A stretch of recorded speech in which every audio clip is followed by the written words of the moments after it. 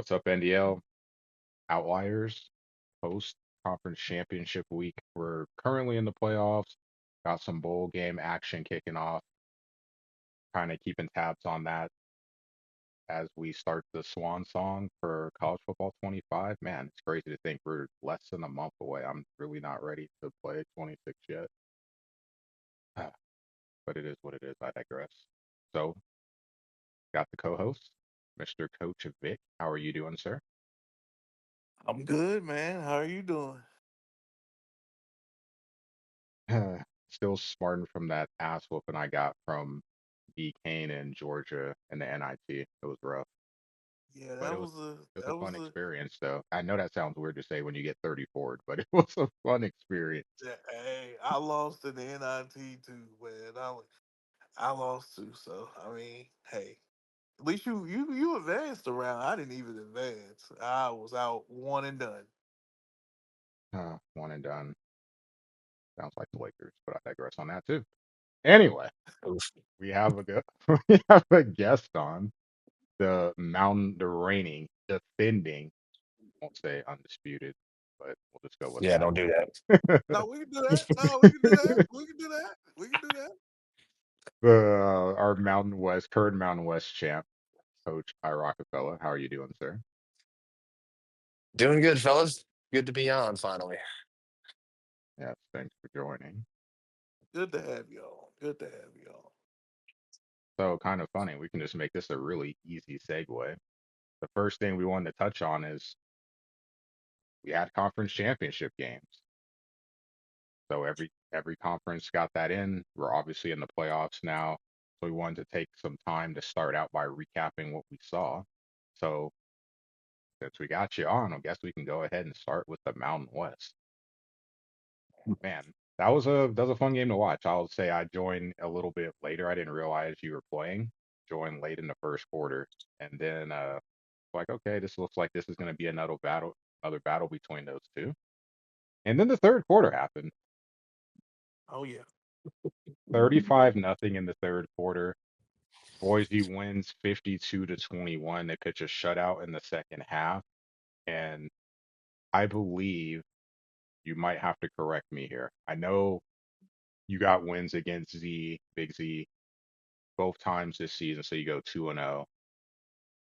This is your third conference championship games. If I remember right, last season you lost on the last play, and then Hmm. the first season you lost to Jason with Fresno. Correct. That was the pre-Jeanty juices, but yes, that was Jason's played some good defense and he shut me down pretty good. And I was on a redemption tour after that choke job I had last season in the conference champ. Well, really against him twice. Both times I lost last season were choke jobs of him scoring on. I think he won on the last play of the game both times, if I'm not mistaken. So, yeah, I wasn't leaving anything to chance.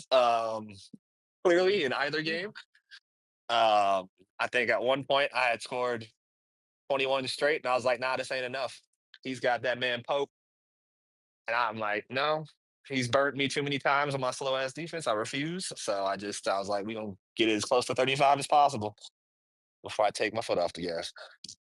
It's not enough. Not The with all that speed, man.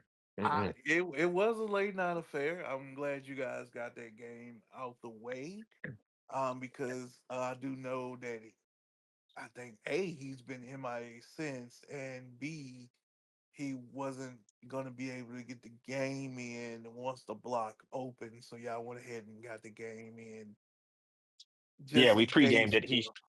He had a vacation. He might still be on vacation, which is why we haven't heard from Yeah, him. I But yeah, think he is. Yeah, I think he he's in is. So Hawaii, I think. yeah. yeah. So that was good on you guys' part. Cough cough Jiggy. Um Oof. Ouch. And you definitely dominated in the second half. It was it. I thought it was gonna go back and forth too. I was like, oh, it's gonna. I watched it from jump. I thought it was gonna go back and forth, and then you put your foot to the pedal and all gas and no brakes that second half, and definitely came away with the win. Jeanty was Jeanty, and he Jeantied all over the field. But but more importantly, the one thing, so it's something I've noticed with Boise State, and I know we're going to talk about them a little bit later. Old Dominion, when you have a running back that's very productive, or even if it's a receiver that's very productive, but we know Old Dominion, the offense is schemed around Roche, Boise is schemed around Jeanty. They're going to do what they're going to do, but it's you got to have someone else helping. And when I say someone else, I'm more looking at the other side of the ball on the defense. And to pitch a shutout in the second half is huge because you're looking at what you said is going to be a back and forth game. You get a Hmm. pick six, you recover two fumbles, you force five turnovers. The defense is like, hey, our leader, our captain is producing. We need to do our job too. So it's always nice when you see the star player perform well and the others help contribute to the win. Facts. Defense has let me down entirely too many times this season. So yeah, very very well said, sir. Definitely, definitely. Another one of the other G5 conference championship games that happened was Central Michigan got its revenge over Northern Illinois in the MAC championship. He won that 35-21. It was a back and forth for the most part until the second half when Central Michigan pulled away. Got a few turnovers in that third quarter that helped them pull away, and he was able to get his revenge on Northern Illinois, his only loss in conference since the game, since he's had Central Michigan. Yeah. And the run game really getting it done. So that was one thing I noticed when they played during the regular season. In the second half, he wasn't able to run the ball great and had to pass the ball some, and the passing game wasn't as effective as you were was hoping it would be. But Luke's has had a great season, ran for a buck 74 in this game, but also Miles Bailey very quietly drops 132 yards and three touchdowns as a team, 318 yards on the ground. The Pretty Chief's a biggest, man impressive. after my own heart. the, the biggest adjustment though was the first half because in the last game in the first half, Northern Illinois was able to jump on Chip in Central Michigan. This time he made the necessary adjustments on defense and pretty much shut down that Northern Illinois running and passing game. You know, he only had, I believe, one touchdown, one or two TDs in the first half. So that compared to what he had in the first game, it was night and day difference. Yeah. So when you play a team that's very run heavy in terms of scheme, the goal is, I would assume from a defensive standpoint, is we probably aren't going to be able to stop this guy. And then this guy, I'm saying maybe Luke's, a dominant running back. So the hope Mhm. is if you can't stop him, can you hold him to three and can you score touchdowns on offense? Because there comes a point where you get a lead and they're going to have to pass the ball. You need chunk plays. You're able to just sit back and make tackles, keep running, make them walk down the field, take up time, wear and tear on that running back. But if you can get the lead, a two-score lead, maybe push it up to 17, you have to come out of the run. You're going to have to pass the ball. And like you said, Chip did a great job of staying in the game for the entire first half. And then he pulls away in the second half, and Luke's and Bailey just really able to get it done in this one. So nice way to avenge the loss. Definitely a nice way to avenge the loss. I feel bad about talking about this one because just other stuff, but we'll talk about it. So just get it out the way. The Sun Belt, Oh, the Fun Belt, oh, oh. Old The Dominion, fun. Mr. Pirate Flag winners or winner against Louisiana and the Raging Cajuns, Coach Ninja Nana. They win 43-26. Old Dominion was down 17-6 at the half. A big third quarter, they outscore the Raging Cajuns 23-2, and altogether the second half was 37-9. So Old Dominion able to have a good second half, pull away in that one. Roche, as he has done for most of the season, the workhorse, the bell cow of the offense. He combined for 27 touches, 215 yards, and so first want to give props to Coach Ninja Nano. Secretly, one of the coaches that I enjoy watching play. He's very quiet in the live chat, but every interaction I've had with him, he's been a cool dude. So I was really excited to see him get to play for a conference championship. And then when he had the lead, I was pretty excited for that too. But then, man, adjustments in the second half, just not able to slow down the Old Dominion offense enough, but still a good showing and a great season for him. Yeah, great season by Ninja Nano. Class act. Like I said, don't want to play him no more. But class act. Uh, very sloppy game. Let's get the Yes. elephant out the Yes. room there. That was a very sloppy game. It was turnover after turnover after turnover. At one point, the Raging Cajuns couldn't throw a forward pass.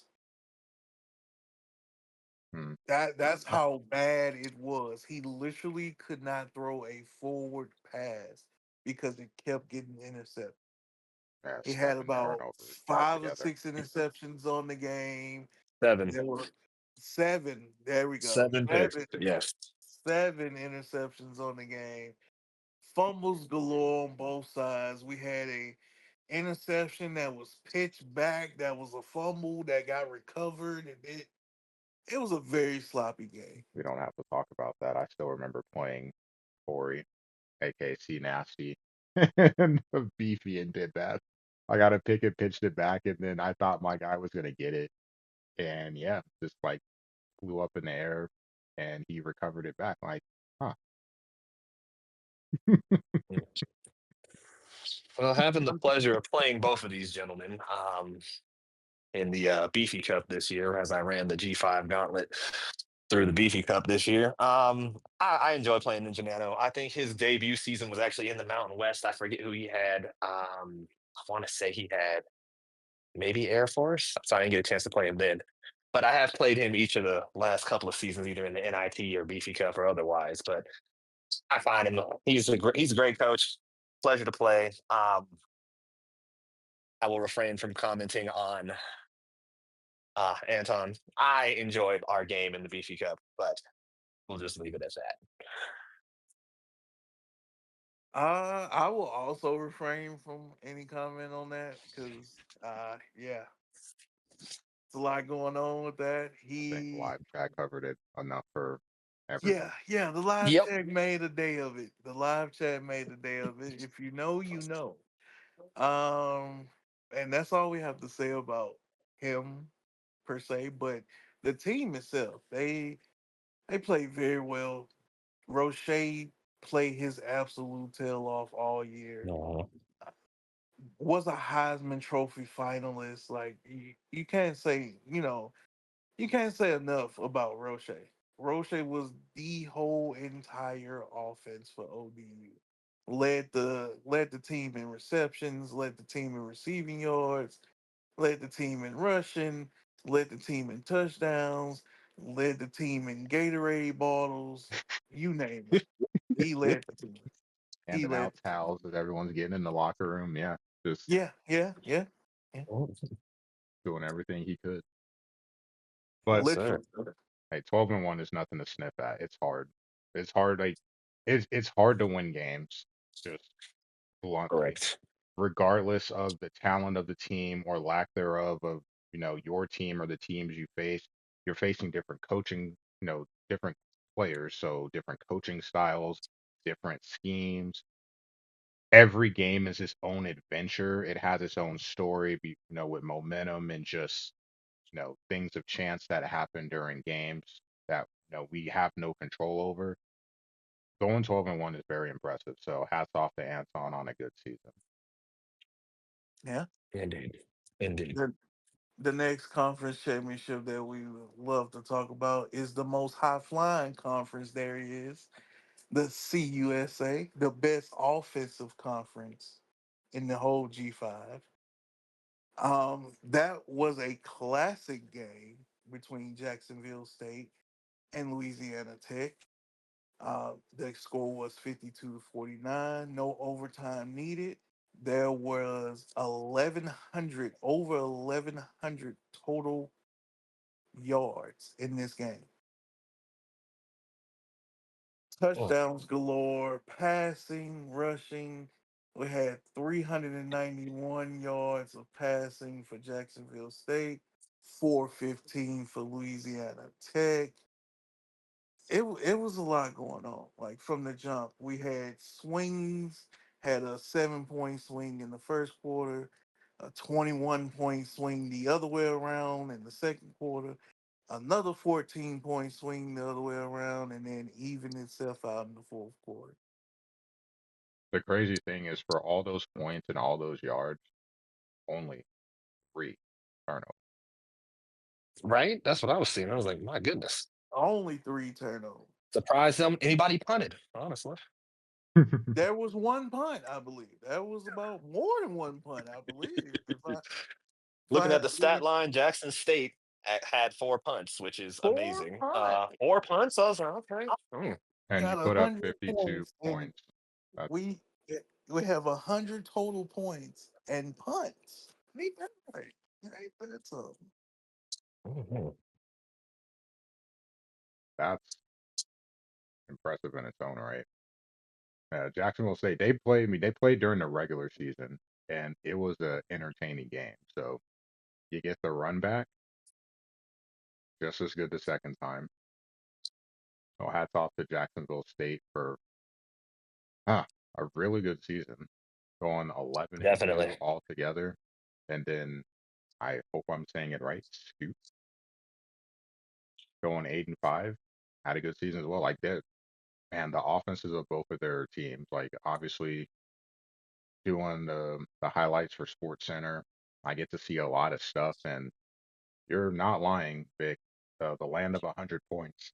Watching those two teams play, a lot of high scoring games, a lot of ways to soar, and just really fun to watch them play. So hats off to a good game, and wish both of them good luck in the bowl.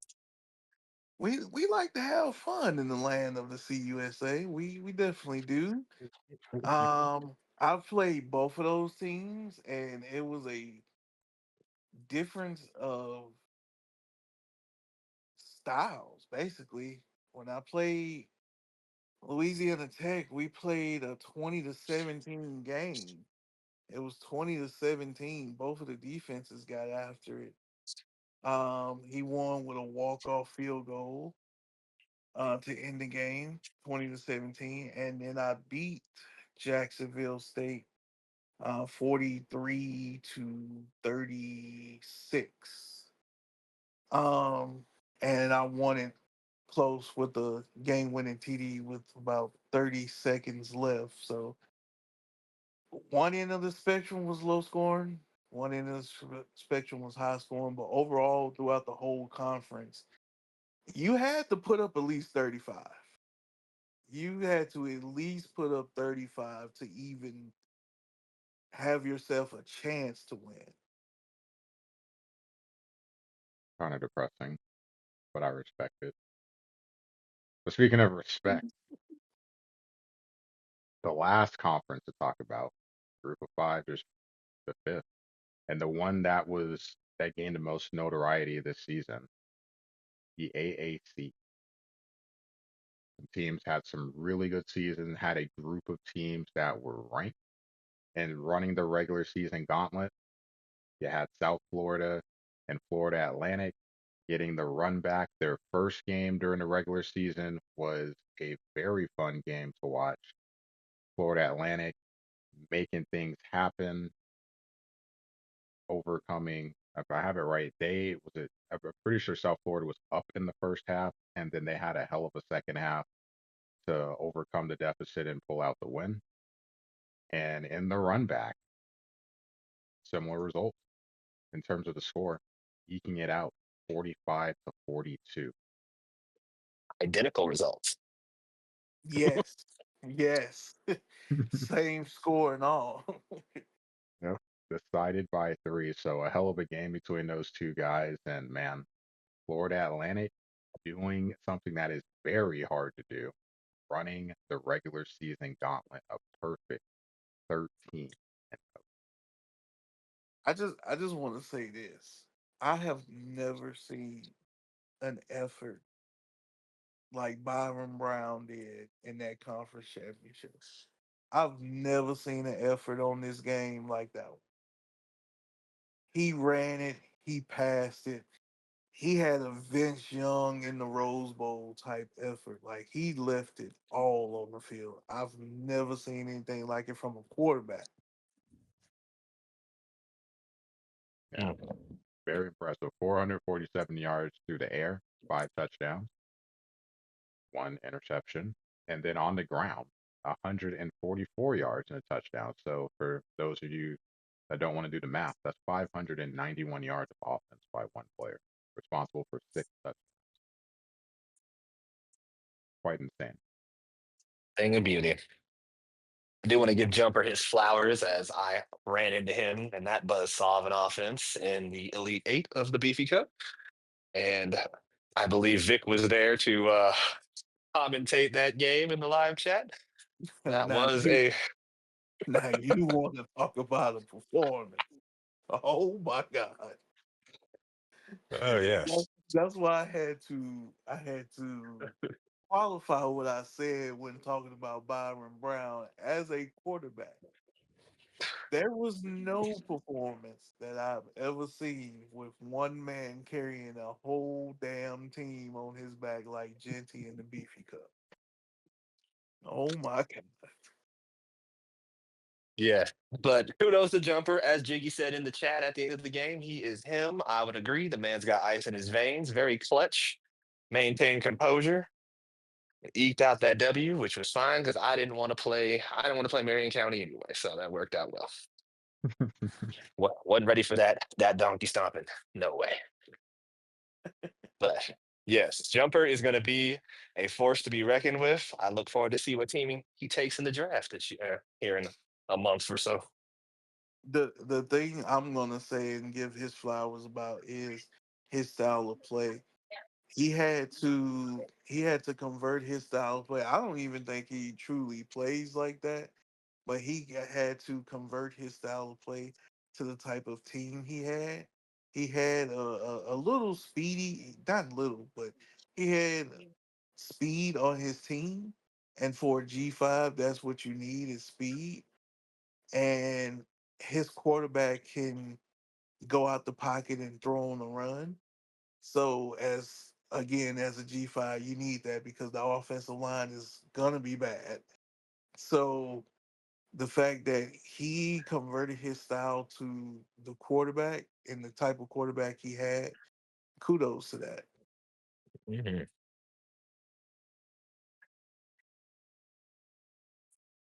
I will add, sorry, just trying to get my bowl game in. I will add that one of the things that really stands out to me when you're locked in like he's been locked in this season is you have your expectations when you start, how you kind of expect things to play out, and then you kind of set your goals for what you're looking to do. And as you get closer or as you start to exceed that, you start to get into a rhythm, get that momentum going. And it's how you face adversity, how you respond to it, that tells a lot about the season. And he's had some close games. He's definitely had some moments in games where you're kind of at the fork in the road. Which way are we going? And he was able to consistently during the regular season find ways to make things happen. Whatever side of the ball, whether it's a third down stop, whether it's a big play on first down to flip momentum, whatever it was, you could just tell by his play. He wasn't shaken, he wasn't rattled, he felt very in control, and it reflected in his play. So kudos to him on a rare thing going undefeated, really hard to do. Definitely. So now we have to keep it on the topic because him going undefeated led to him getting a berth in the college football playoffs. And in terms of just if there was going to be one group of five team, obviously for me, I've said it in earlier episodes, it was going to be hard given the way things played out with Chip losing to Northern Illinois. Yes, he did get the revenge game, but with the strength of the AAC and that strength of schedule on paper and the optics, it was going to be hard for the champ not to be picked. So I had no issues whatsoever with Jumper getting the bid. How are you guys feeling about that? I had no issue at all. We have been talking, me and you have been talking about the American Conference as a whole, possibly getting a bye, and it almost happened. We almost predicted that to a T. We said that it could happen very early on. I remember, I think FAU was about 6-0 when we started saying that. So that was just halfway through the season. He didn't even get to the tough teams on his schedule yet before we started saying like him or USF or somebody like that could possibly even receive a bye in the CFP. So the fact that it almost happened and he ran the gauntlet, faced South Florida twice, beat Charlotte, beat Tulsa, got the win over Tulane. Well, didn't play Tulane, but got the win again over South Florida in the conference championship and ran the table. He was much deserving. Even it would have been hard if Chip would have been undefeated, but um, resume and quality of opponents, it was second to none what the FAU did this year. No, it was definitely well deserved. I agree. I kind of liken it to a much more exciting version of what happened in the Mountain West a couple seasons ago when Z kind of ran the gauntlet. We had a bunch of ranked coaches in the Mountain West for no reason, and we were talking all that smack. That was when you was in there, Vic. Actually, when we had our little gauntlet against the ACC and Oh man, everybody's favorite, we whooped everybody's favorite. everybody's ass. Yeah, Block wanted to run the gauntlet, Skip Bayless style, and caught the Gentrytron, and it was a good time. But yeah, it's in that realm, so it just made sense, honestly. Especially once Chip went down to NIU, it was really just either going to be USF or FAU at that point if we're talking from a group of five perspective. So I have a question, and I've been holding it for a while because it just happened to work out this way. So the MAC, when we went through the draft, the MAC wasn't full. There was a lot of empty spots. And I know it was mentioned, oh man, I don't remember who was mentioned by in the live chat. Like, man, just big picture. It might be tough for Chip to really get some momentum this season because of the fact that maybe not half, like a third of the conference is empty. We had mentioned it in the first episode. Okay, see, I can't remember. I remember seeing something in the live chat and it just made me kind of think. And I've kind of had it, as the max started to fill up and you had some coaches who had solid seasons. So let's play some retro here. When those teams are empty, we know they're empty, and then you get to start playing games and you do get in a little bit of a rhythm. So if you can figure things out with your team quick, it gives you a little bit of an advantage because you're playing a little more often. You know what you're doing, you feel a little more comfortable.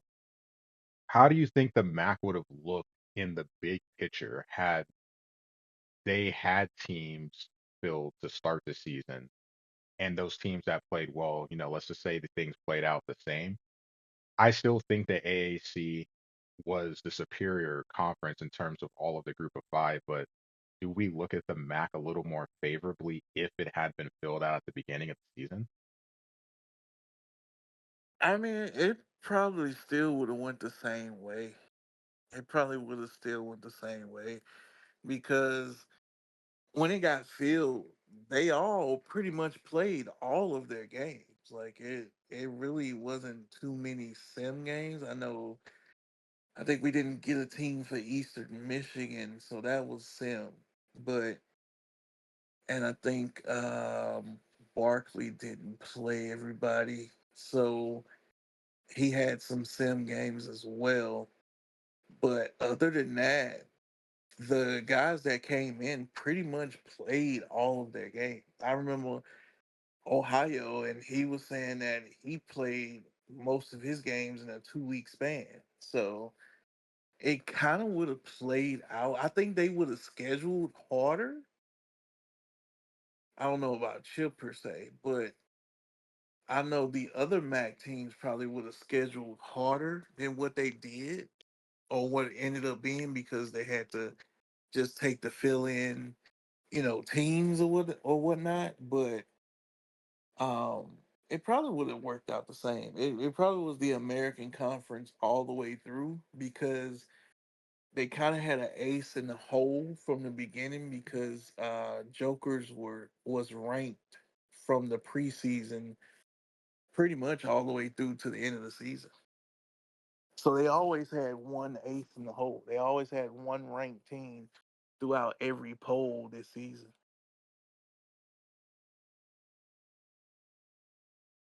I can't. Yeah, I think it would. I think it would end up the same as well. If anything, you probably it might be a closer discussion just because you'd have maybe potential upsets or I guess strength of schedule would look a little better because you wouldn't just have all those blank teams that are 0 and 12. Yeah. That drags down the conference as a whole. But yeah, I agree. I think it would probably would have been the same outcome, all things equal. Yeah, I just think they would have scheduled harder because they would have actually had to pick and choose who they wanted to play. Mhm. Well, a shout out to the Mac because and I think the one thing I do think is really cool. So, I mean, it would have been nice to potentially take over a better team just for a season, but the benefit of taking over a team in the MAC because they were winless when you got them is you get to be in the draft day one. You're not going to be kicked to the back of day two or towards the back of day two. So kudos for them for getting their games in and they're gonna get the full NDL experience in the off season, get to look at the coach reports, get to look at that coach contract, get maybe, a better understanding of how it works and more of estimation of what score you need to get spot X. And they'll get to If I'm participate in the draft. So kudos to them. if if I'm some of those coaches and most of the coaches that came in late was able to achieve win goals and stuff like that. So they're pretty much I would probably double back and stay. Try to run him back and try to even get a better spot for season 34. Hmm. That could be a way. That could definitely be a way of approaching it.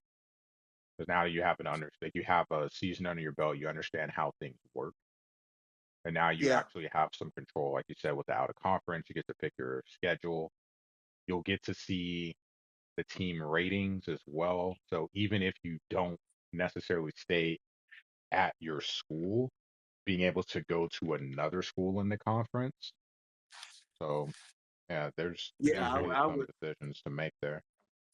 Yeah, I would definitely try to run him back with the same team because it's better to have familiarity going through your first full season than trying to figure out. Like we've said it, other shows have said it. It's kind of you kind of go through those first at least 2 weeks, if not 4 weeks, trying to decide on who should play and how you should play them and what style of play you should do and stuff like that. And instead of trying to figure that out as a new coach, just try to run it back with the same team and try to even get an even better position for the next draft.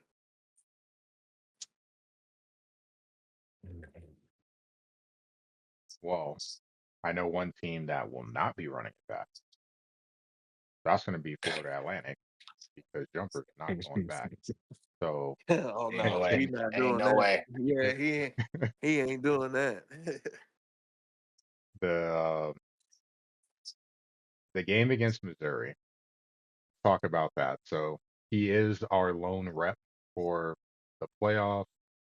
I know there were some other teams that were, you know, tried to put their foot in the door. They weren't able to get in the room or, showed their ID. Not good enough. They didn't get invited into the club. But I mean, Florida Atlantic does. they got their toe in. They got their toe in. Yeah, but they couldn't get a table, unfortunately. Nah, not at all. Not at all. Standing room only. Yep. Florida Atlantic does get the nod, and they matched up against Mizzou. And I thought just from the perspective of talent. So it's still Missouri, it's still a power school, but if you were going to match up against a team, I thought that given the field, no knock on MJ Kim, because it's not him. I'm just talking about the school itself. Given the options you had, that's probably like one of the top two teams you would hope to match up against. They match up against Missouri, and very entertaining game. Definitely a very entertaining finish to the first half. Just a flurry of points there at the end. But as much as FAU was able to put up points during the season, they just weren't able to put up enough.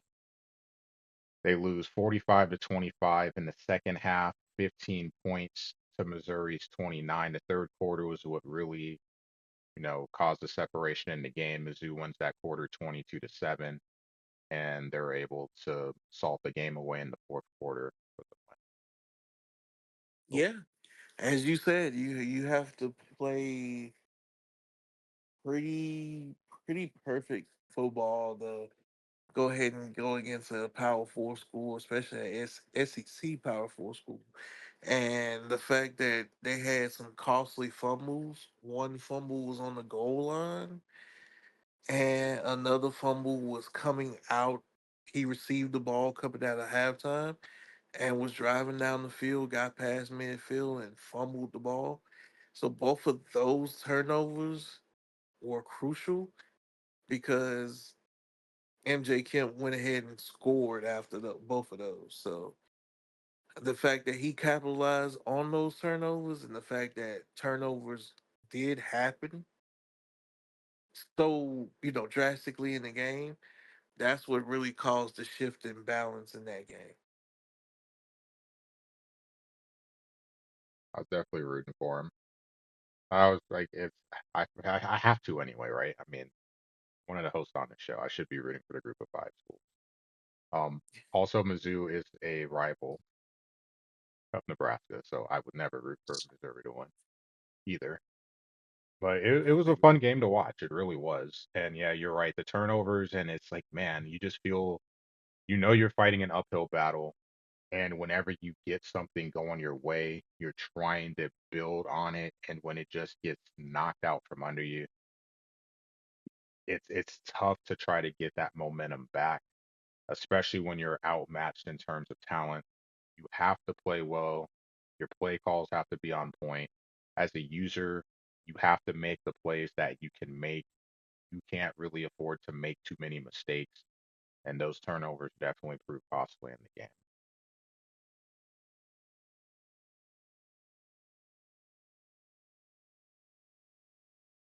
Coach Iroc, you got any thoughts?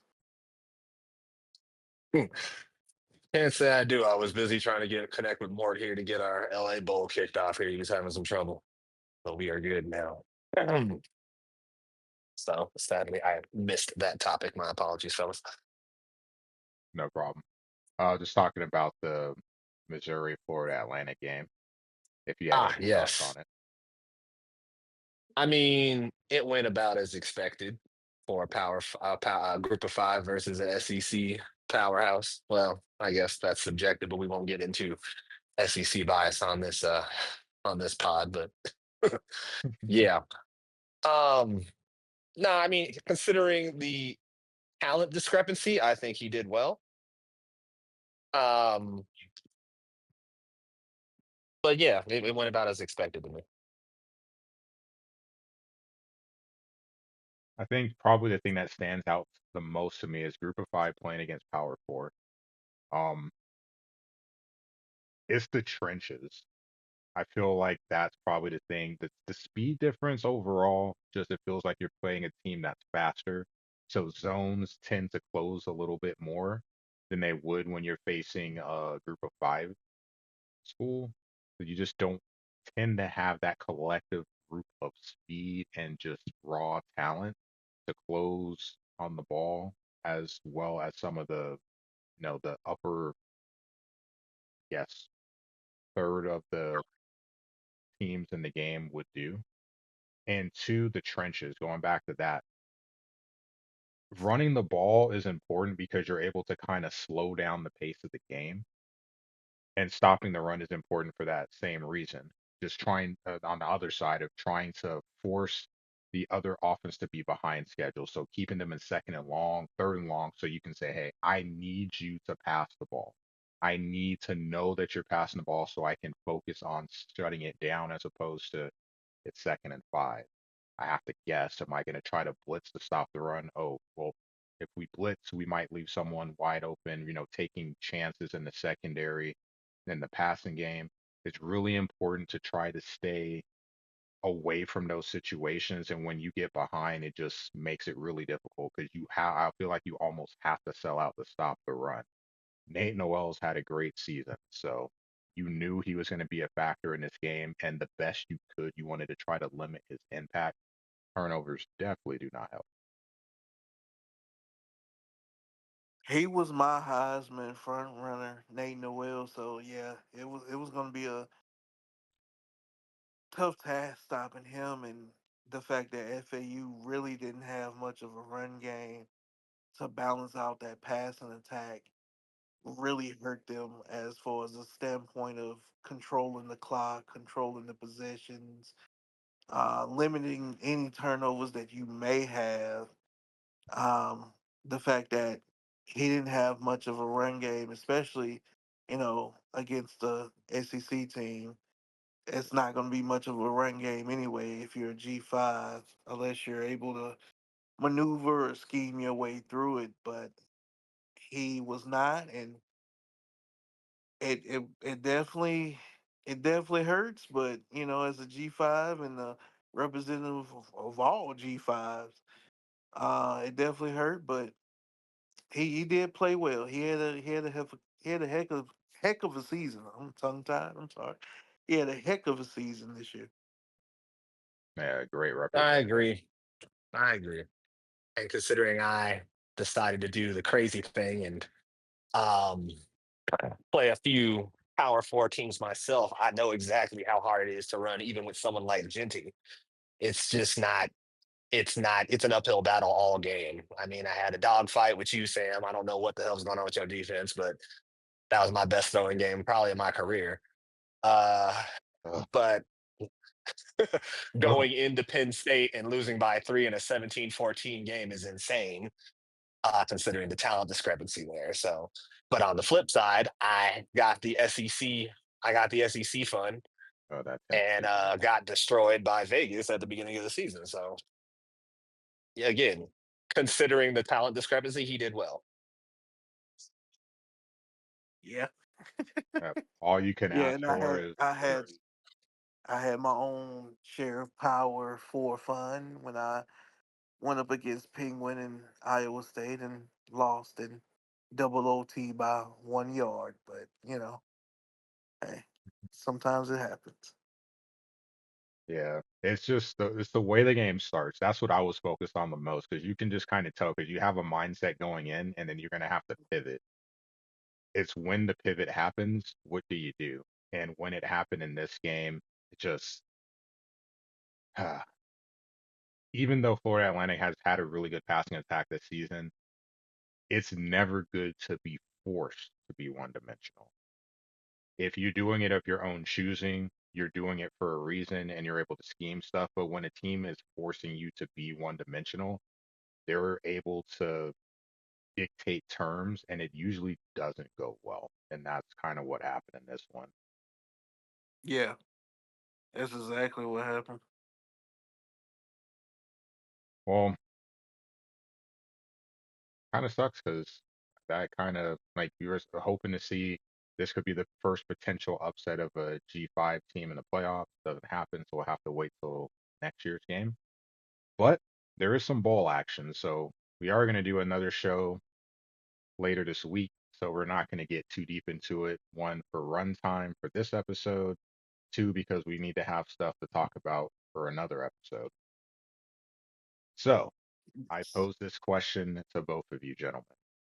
Of the G5 specific schools, so a G5 versus G5, what bowl game are you most excited to watch? Well, the one I'm most excited for is the one that just kicked off about 5 minutes ago, and that is our good friend Iroc and Boise State and UTSA, Mr. Mort himself. And to update you on that game, Mort is currently running for a touchdown.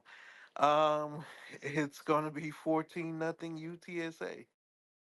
So the fact that I've played more in the scrimmage and in the off-season tournament, I just played him as well. He's a very good player. He uses the run game very well, and of course, Jeanty, the most exciting man in the NDL. Um, you gotta love any game that he plays. He can take one to the house on every time he touched the ball. Like he can take one to the house every time he touched the ball. He hasn't done so in this game, but It's coming. he does. It's definitely coming. It's definitely coming. Well, What dang. about you? I didn't even know that the game has started. I feel bad. It has started.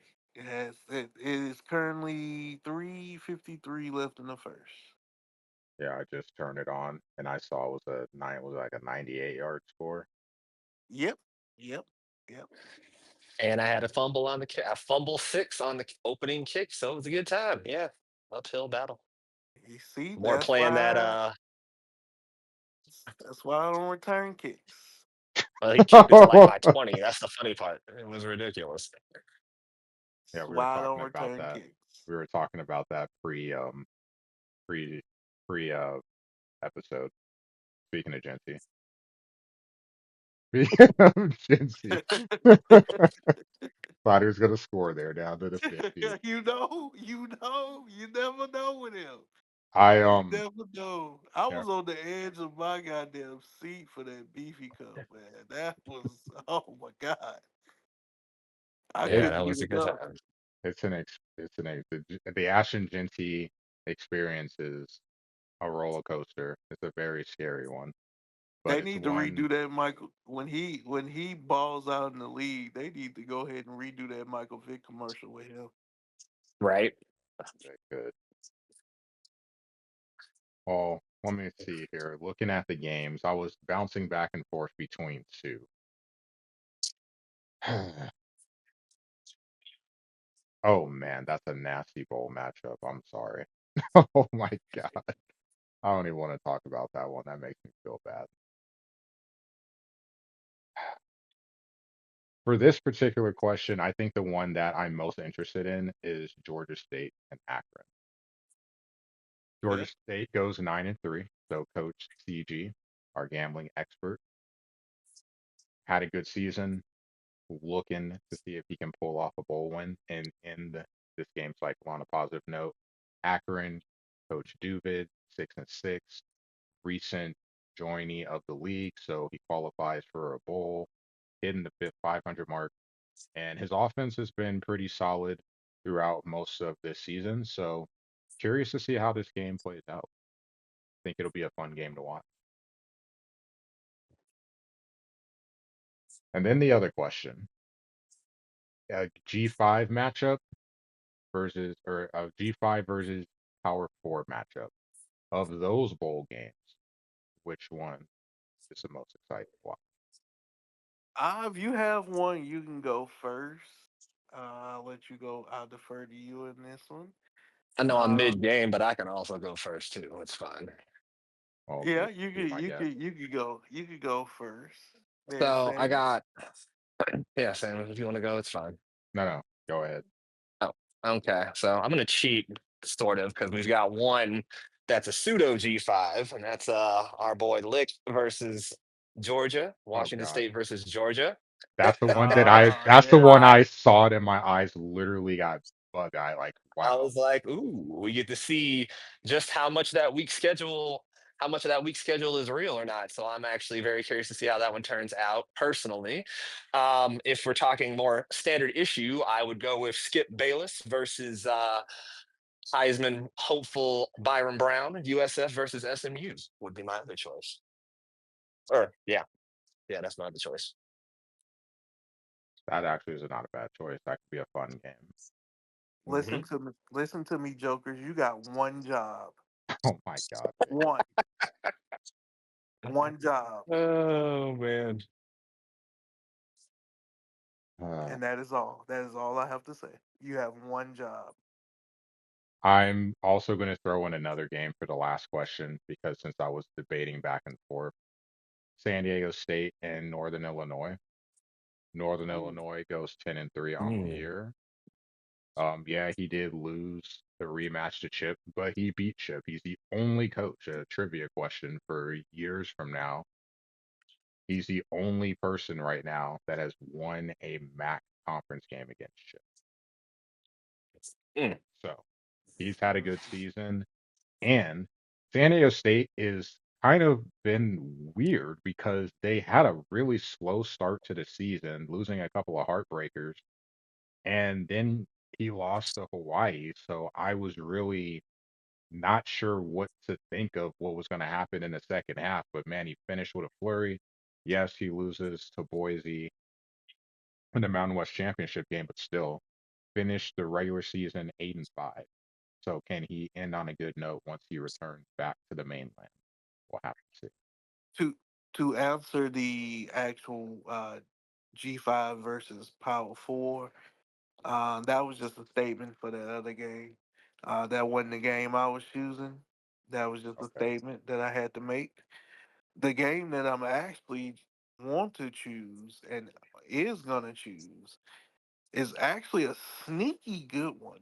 And I've liked both of these coaches as far as a P4 standpoint, even though this is a G5 podcast, so I don't give my opinions too much on the Power Four. But as far as what I've seen, as far as doing all the updates and stuff in the live chat, I loved watching his games as far as Power Four as a sneaky good underrated team. And I've also said this team on a G5 standard. I've said this team many times on this show. Charlotte versus NC State. Oh yeah, that's gonna be a good one. That's a good That one. That's a good one. that's a good one. That's gonna be a good one. That is gonna be a sneaky good one. Both teams 8-4. Both teams overachieved this season by far. Both teams overachieved. Both teams can put up the points. Don't let homie fool you. He can put up the points with NC State. I've seen him do it.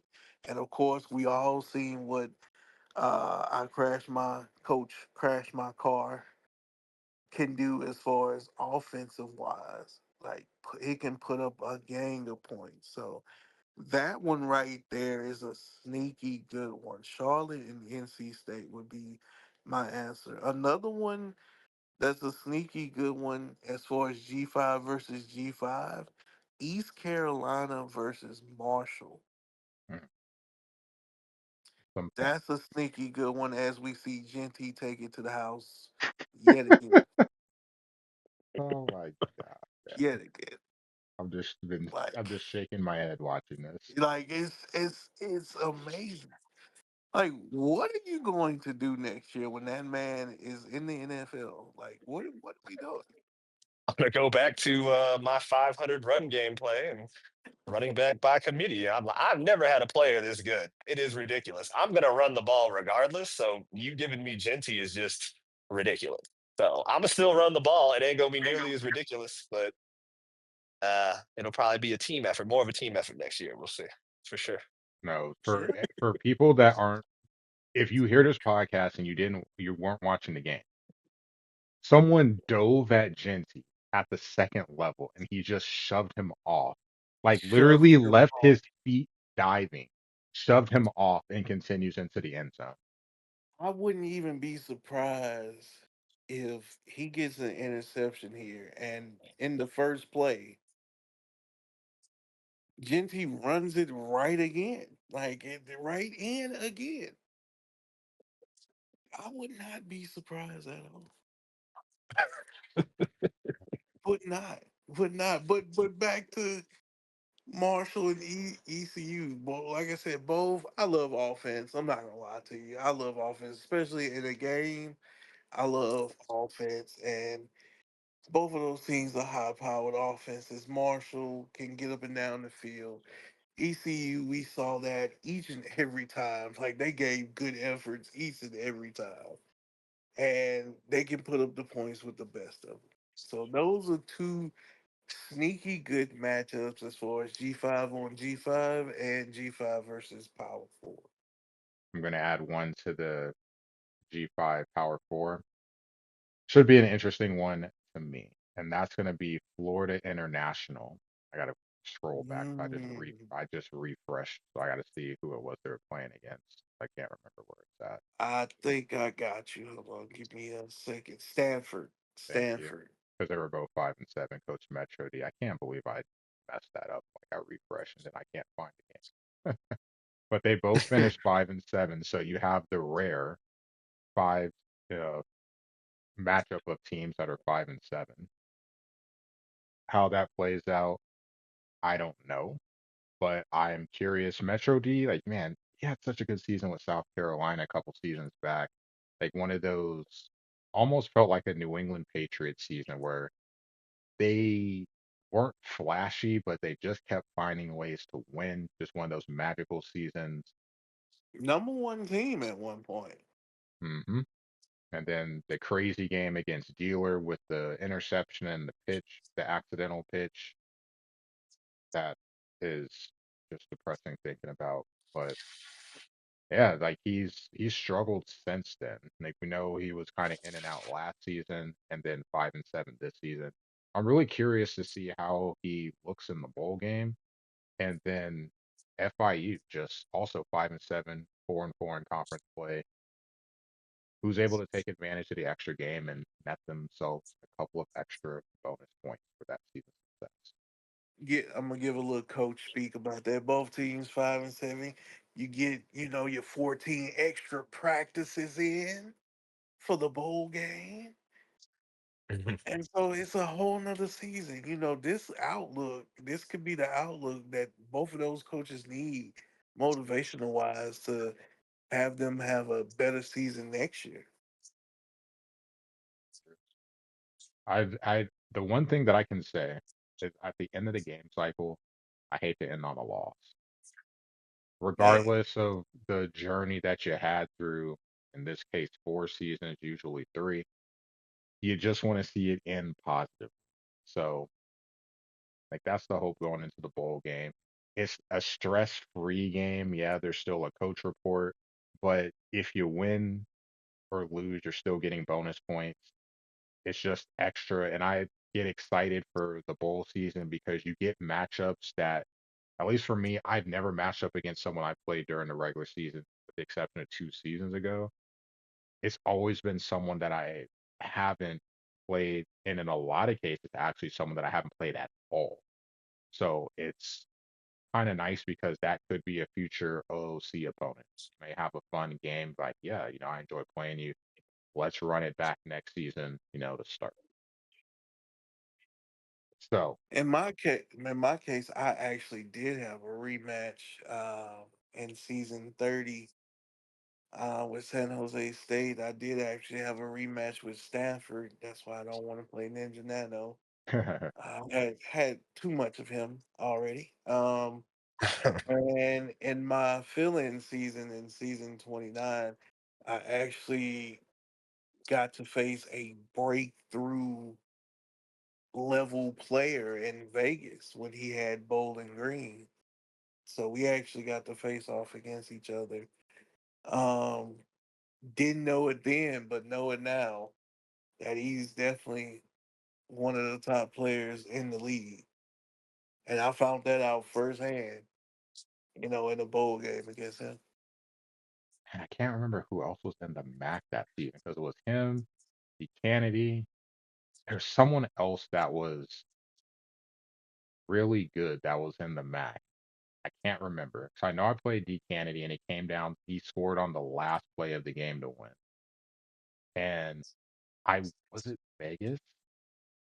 I'm trying to remember because it was someone that I played and it was back and forth, but then he pulled away. And then I made a push in the fourth quarter, but it just wasn't enough. Like at the end, I was able to hold him to three, but I didn't have enough time to really make anything happen. That was a fun conference because I was just filling in with Western Michigan. I had no idea what I was getting into, and some really solid coaches there. I fell into the deep end, filling in with Mississippi State. Oh yeah, that's painful. Yeah. Welcome to the SEC, my friend. Oh, Big Mike gave me my welcome to the NDL moment. That is for sure. Well, I have one more question for you guys. To end, our group of five rep is gone, unfortunately. Given the field that's left, who are you picking to win?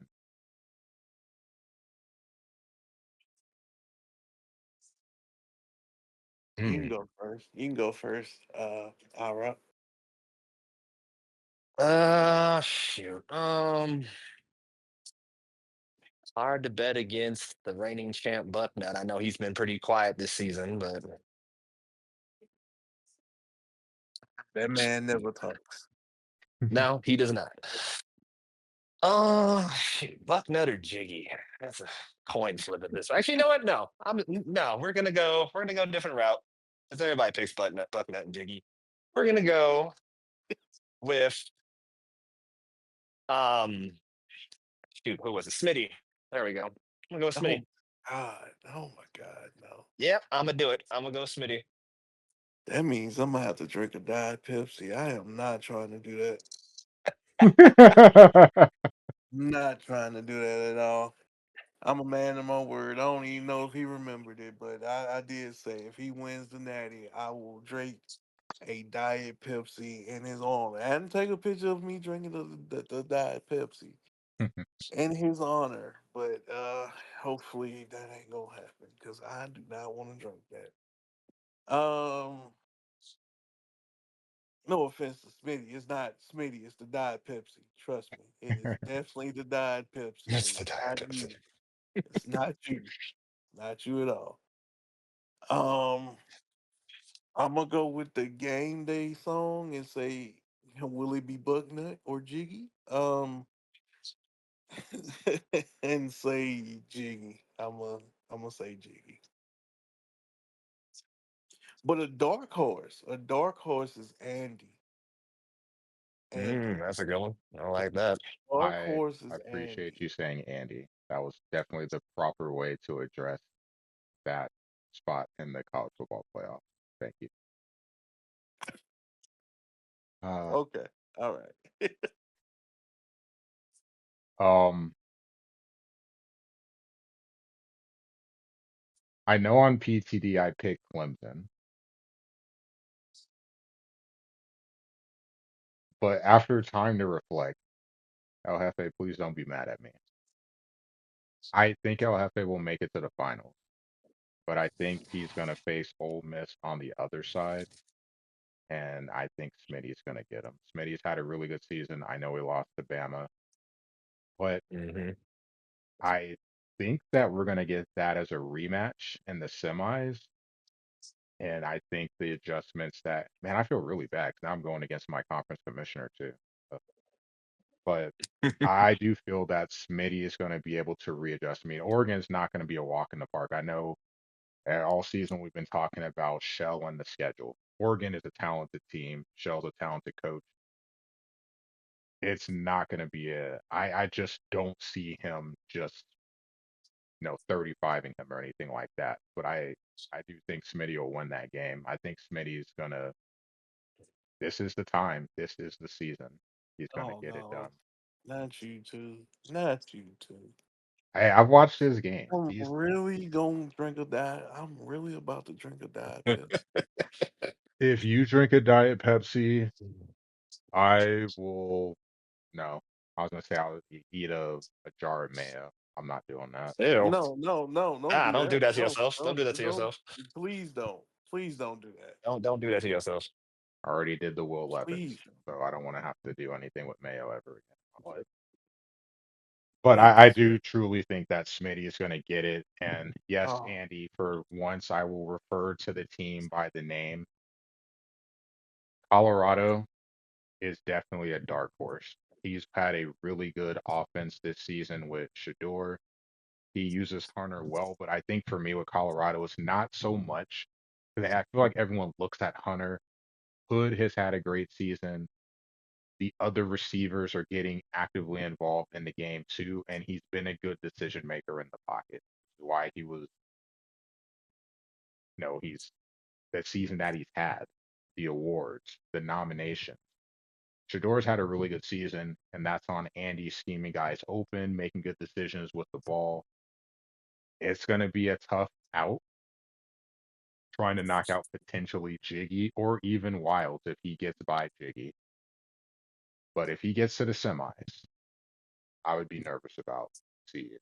I really would. Hmm. yeah. Coach Andy in Colorado is a dark horse. Like I said, I'm a sucker for offense, and he definitely has the offense to do it. Uh, Clemson, you gotta see, but Oh, I saw. Shell and I Oregon, saw the Clemson. I I mean, saw yeah, up you close did, and you personal. did, you I did. He actually, now that played. I think about it, I actually had the second best run defense against Maffa all season. That's Yeah, depressing. Yeah. that is Oh, yeah, it is depressing. depressing because during the game, Hefe's messaging me like these stiff It's arms. I coming was like, back to him yeah, now. The these awful stiff memories is arms. coming back to you now. Oh yeah, it's depressing. Oh yeah. But I think the one thing you said though, it's the offense. And I agree with you. All of these teams can put up points. Every team that's left in this field. The thing that's going to stand out to me and the reason why I'm going with Smitty is because of his stick skills on the defensive side of the ball. It's almost like with playing against him, you're facing 13 or 14, oh, well, 12 or 13 people on defense because his ability to play essentially as two people at once is very, very scary. Got great stick skills, and that all it takes is a play or two, an extra possession, keeping points off the board on a drive. That could be the difference in a win here, especially with the talent of the teams that you have.